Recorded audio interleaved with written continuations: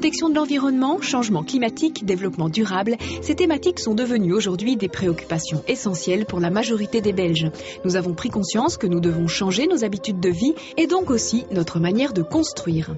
Dans cette perspective, un matériau a de nombreux atouts, souvent méconnus, c'est le béton. Le premier des atouts du béton, c'est bien entendu, c'est qu'il démarre de matériaux naturels. Donc ça, c'est une chose qu'on trouve dans la nature.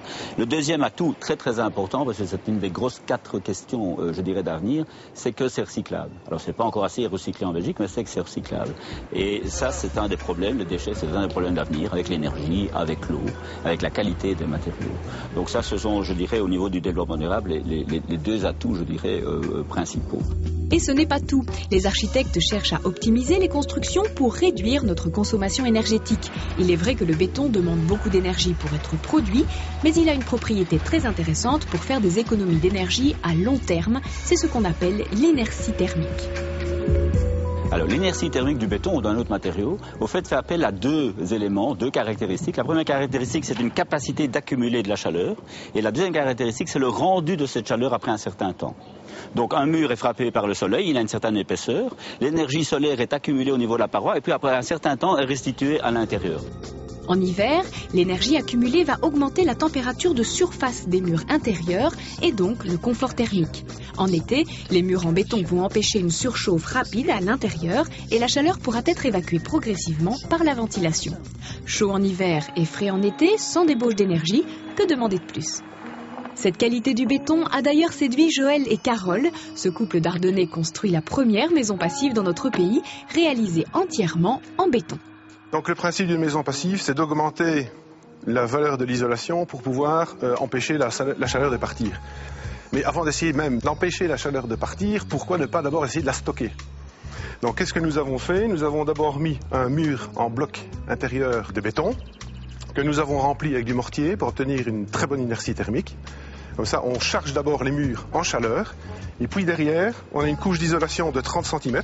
Et en fait, on termine ici par un bloc de nouveau en béton, mais qui n'a aucune particularité dans le système, c'est simplement pour pouvoir tenir le crépi qui viendra à l'avenir. Des murs de 58 cm, du béton, de la mousse adaptée et des systèmes d'isolation placés partout, de la cave au toit, font de cette maison un vrai thermos géant. Les maisons passives exigent donc un bon système de ventilation. En revanche, il n'y a pas de chauffage central. Donc, nous avions une difficulté, c'était celle de fournir de l'eau chaude.